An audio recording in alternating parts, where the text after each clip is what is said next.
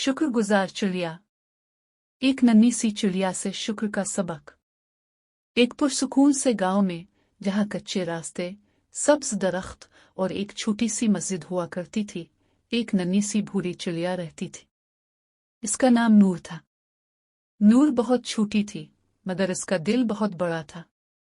इसकी आंखें चमकती रहती थीं और उसकी नन्ही चोंच से निकलने वाली चहचहाहट दिल को सुकून देती थी। हर सुबह जब सूरज अभी पूरी तरह निकला भी ना होता, नूर अपने घोंसले से निकलती, दरख्त की शाख पर बैठती और नर्म आवाज में चहचहाते हुए कहती, अल्हम्दुलिल्लाह।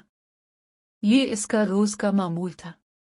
वो अल्लाह का शुक्र अदा किए बगैर दिन की शुरुआत नहीं करती थी। नूर का घोंसला एक पुराने नीम के दरख्त पर था।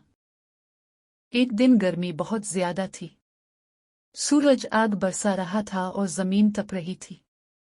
नूर सुबह से दाने की तलाश में इधर अलिफा रही थी, मगर इसे कहीं कुछ खास नहीं मिल रहा था। इसका नन्हा सा पेट खाली था, मगर इसने शको नहीं किया। उसने आसमान की तरफ देखा और आहिस्ता से कहा, अल्हम्दुलिल्लाह, जो है वो भी अल्लाह की नेमत है। इसी दौरान वो मस्जिद की सीढ़ियों के पास पहुंची। वहां इससे जमीन पर चावल का सिर्फ एक दाना नजर आया।